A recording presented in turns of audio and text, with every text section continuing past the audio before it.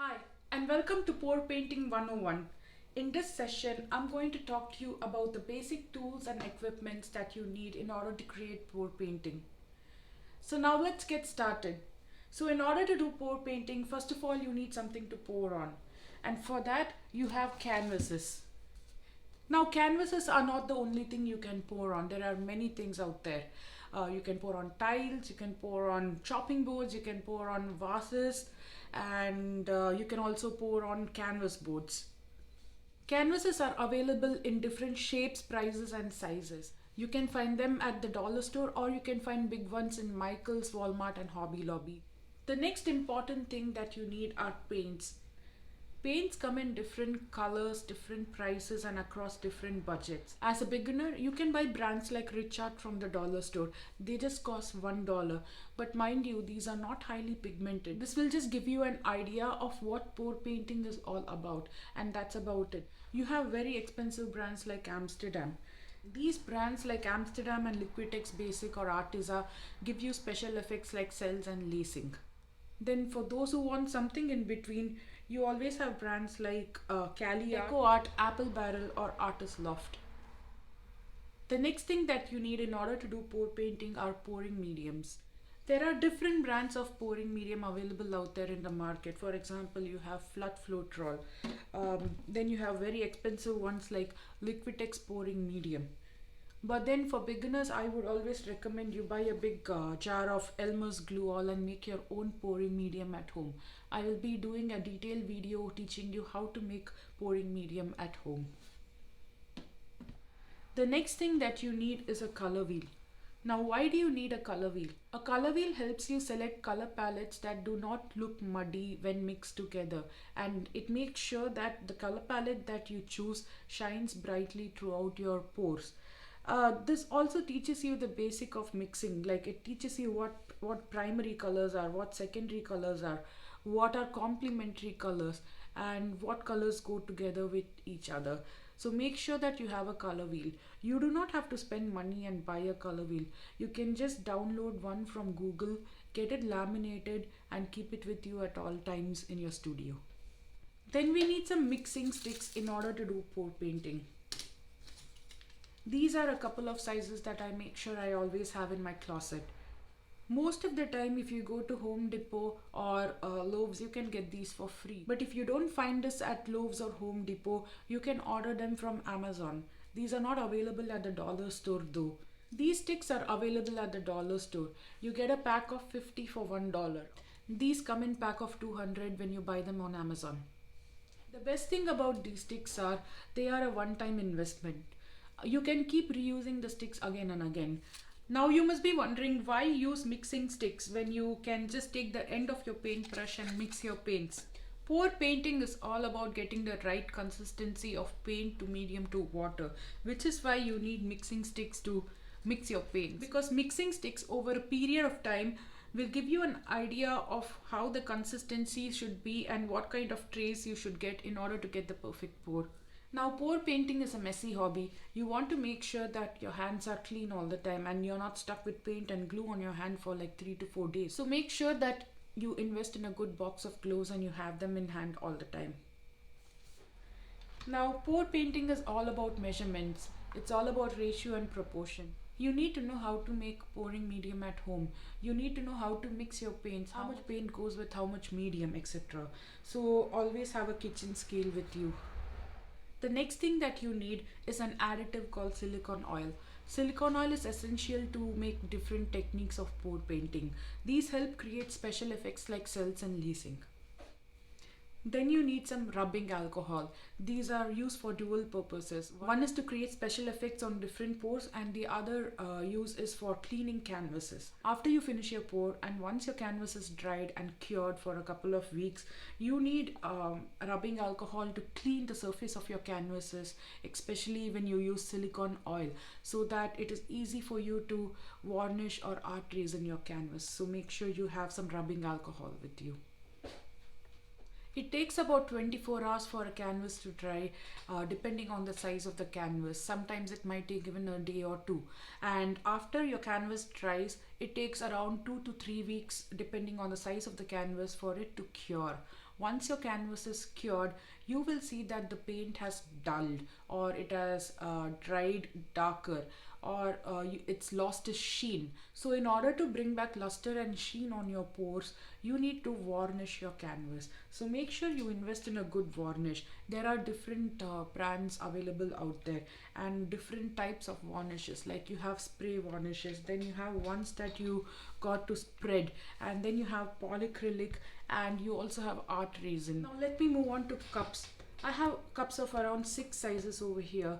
You need cups because you use these to mix all your paints. So the biggest size of cup that you will need is the All American Solo Cup. You use this to mix your base coat and pillow paints. These are available at the dollar store, and these are quite cheap. Then you have cups of this size with measurements written all over them. I buy the brand Prep Store, and I buy it off Amazon. These are not available at the dollar store. These cups give me measurement in cup sizes, ounces, and milliliters. Sometimes your kitchen scale might not work, or you might not have a kitchen scale available at home. So in that case, these cups come in handy. Then you need tiny cups like these.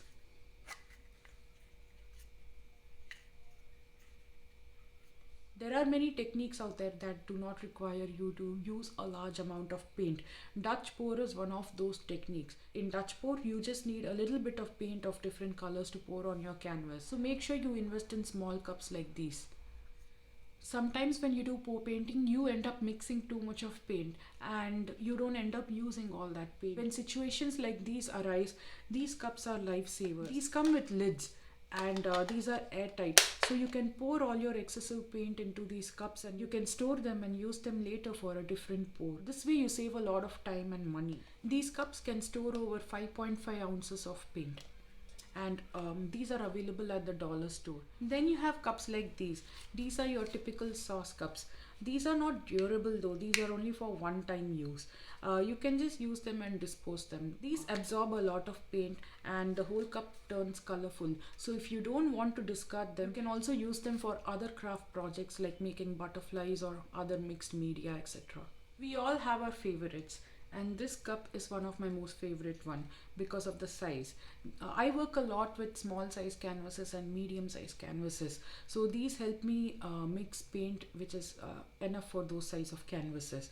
Moreover, I use multiple cups like these to do multiple flip cup pours on huge canvases.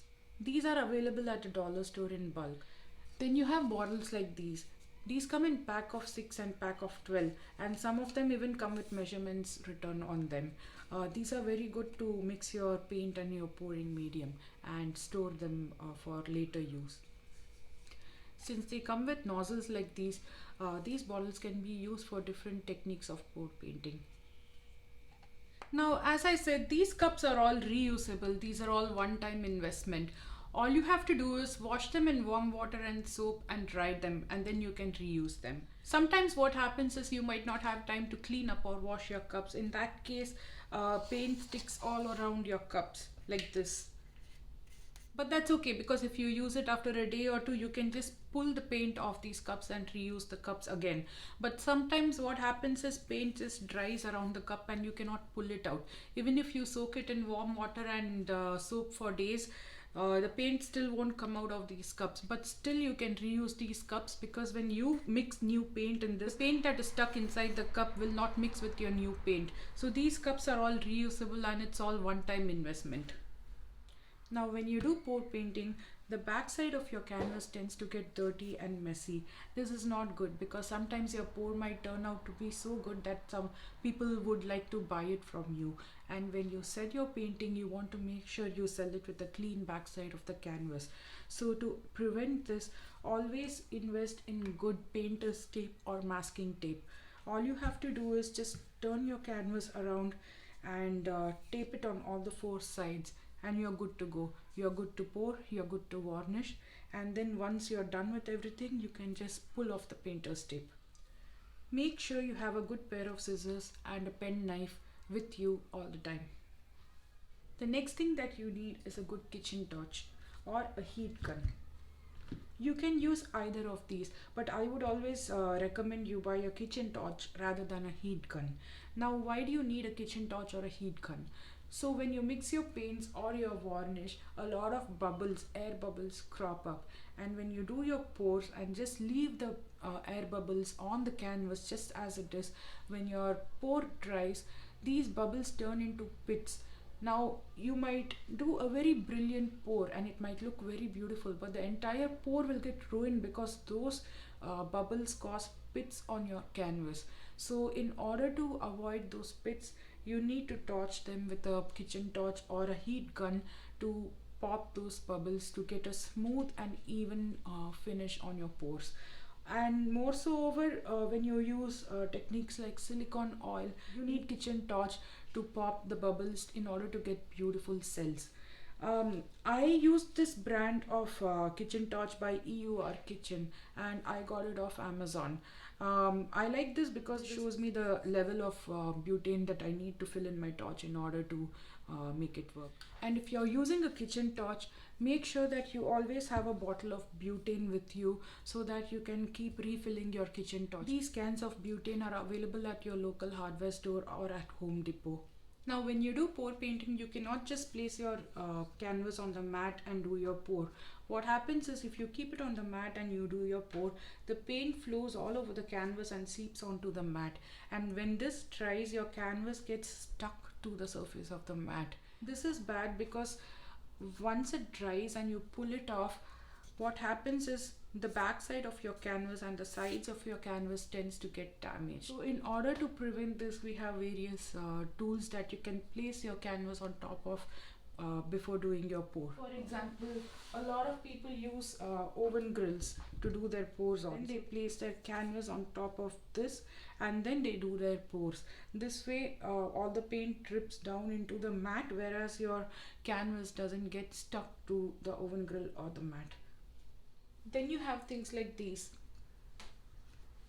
These are called Painter's Pyramid. You get a pack of 10 for just $6 on Amazon or at your local hardware store. All you have to do is just take your canvas and place it on them and then do your pours. Then you have options like thumbtacks or push pins. All you have to do is take your canvas, turn it around, and after you put your painter's tape, just take a push pin, place it on your canvas and hammer it down on all four sides. Make sure that they go all the way in so that when you place your canvas on the mat, it's even and it's not wobbly. And once you're done with your pour and once your pour dries, all you have to do is flip it back again and just pull it out. Make sure you also have a hammer to hammer it down. Now, a lot of people ask, why do you need thumbtacks or why do you need Painter's Pyramid or anything else to place your canvas on while doing your pour, and why not just use these cups over here? So what happens when you use these cups is when you place the cup on your mat and when you place the canvas on top of it, you can see a mound forming where the cups are. And this will distort your pour. So which is why it is better to stick on to thumbtacks or Painter's Pyramid. Now I move on to brushes. Always make sure that you have 2 brushes of high quality in your closet. So now why do we need brushes? We need brushes because we need to paint the sides and the edges of the canvas. Now a lot of artists do not recommend painting the sides and the edges of the canvas, but I recommend that you do so. Why? Because sometimes the quality of the canvas might not be that great, or the paint and the medium consistency that you mix might be too runny or might not cover your entire canvas. So when the quality of the canvas is not that great, or if your paint is too runny, you can see that the paint pulls off the edges of the canvas. You can see it leaves white patches by pulling off the edges. And then you might have patches on the sides where the paint do not cover the sides. So in order to prevent this, it is always good to paint the sides of your canvases. Now use this brush exclusively for that purpose, just for painting the sides and the edges of the canvas. And once you're done with that, make sure you wash it with warm water and soap and store it carefully. The next brush that you need is for varnishing or finishing your canvas. Use this just for the sake of varnishing alone. And after each coat of varnish, make sure that you wash it in warm water and soap and dry it in the sun before using it again. It is good to always have a box of Posco pens or acrylic pens in your art studio. Sometimes you might have an idea in your mind while making pores, and in reality, your pores won't turn out to be exactly like how you picturized it in your mind, or your pore might end up turning a little bit messy or vague. So, in that case, you don't have to scrape over or you don't have to waste your pore. All you have to do is just take the Posco pen or the acrylic pen and make embellishments on your pore in order to make it look good. That way you save on paint and canvas and you don't have to redo your work again. For example, take this pore. If you look at this pore, it turned a little messy, but if you look carefully, you can see an outline of a cat over here with a cute butthole and a long tail staring into space. So what I do is, instead of discarding this canvas, rather just take my acrylic pen and draw an outline of the cat all around my canvas, and then it's good to go. Pole painting consists of 25 to 35 different techniques, and there are a lot of techniques that require you to have different tools in order to do them. So I am going to give you an overview of various tools that we need to do different techniques of pour painting. It's always good to have a small size spray bottle, and make sure you get a spray bottle with a nozzle that helps you to control the size and the length of the spray. When it comes to Dutch pour, the most important tool that you will need is the hair dryer. You need the hair dryer to control the flow of the paint. So always make sure you invest in a good hair dryer. It's okay to have a small hair dryer, because smaller the hair dryer, the better it will be for you to handle around the canvas. And make sure the hair dryer always comes with this nozzle, because this is the nozzle that will control the flow of the air to push your paints around the canvas. Make sure that you have a good extension cord to extend wires to connect all your devices. Colanders and kitchen sink stoppers help you create beautiful colander pours. These are washable and reusable and are available at the dollar store. Then you need funnels of different sizes for funnel pours. These are available at the dollar store too. Measuring cups made out of plastic with a protruding mouth like these help you create beautiful ring pours. Then you need a bunch of string to make beautiful string pours. These are available at the dollar store. You can buy the strings that we use to make tamales.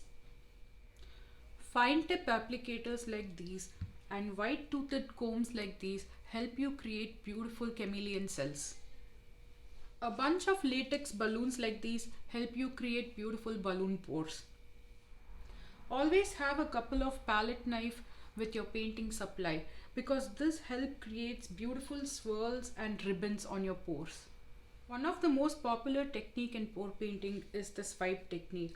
So for swipe technique, you need something to swipe the paint with, and these file protector sheets from Amazon Basics work like a charm, because when you use these are pretty transparent, so when you swipe you can see how the paint moves along the canvas. Always have a roll of paper towel and a couple of microfiber cloth to clean up after spills and stains. And now we come to the final part of this video.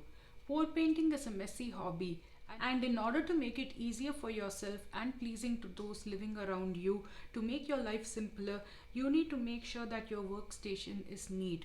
So I always invest in a good canvas drop cloth. I got this canvas drop cloth in Home Depot for $17. These come with a plastic coating underneath, so that way even if paint spills in my drop cloth, not seep and stain the table underneath. If you do not want to spend much or invest in a canvas drop cloth, you can always buy these $5 plastic sheets on Amazon, or you can also buy these $1 tablecloth at the dollar store. These are recyclable and these are disposable. Now over my canvas drop cloth I have two silicone mats. This silicone mat is actually a mat on which you keep your pet's food bowl and water bowl so that it doesn't stain the floor. This is by the brand Leash Paws. This is available on Amazon. You get small, medium and large size. This is a medium size mat. This silicone mat is a regular silicone mat and this is a small size. I have two silicone mats because I use one exclusively for pour painting and I use the other one exclusively for varnishing and finishing my artwork. Now, why silicone mat? The advantage of silicone mat is that when paint spills on your mat, it is easy for you to pull the paint off like this. This is a therapeutic process and you get beautiful acrylic skins. Now, what are acrylic skins? Acrylic skins are nothing but a mixture of dried paint and pouring medium. I pull them off my silicone mat and I place them inside baking sheets and store them in my cupboard for future use. Now, what are these used for? Acrylic skins make beautiful acrylic jewelry. Having a good silicone mat makes sure that nothing goes waste. Sometimes when you make acrylic pour, paint spills all over your silicone mat. So what you can do is, instead of leaving it out to dry, you can just take your mat, you can just pour this water into this cup. And once you pour the paint, all you have to do is just shut it with the lid. This is an airtight container and the excess paint that you pour into the cup will last you for a long time. And you can reuse this paint in another pour. This way you save a lot of time and money. As you can see, if you have a silicone mat, nothing goes waste. So that's it, folks. This is the end of my session on basic tools and equipments that you need as a beginner in order to do pour painting. If you found this video to be informative, please click on like and subscribe. Please share this with your friends and family. Stay tuned for my future videos. Bye.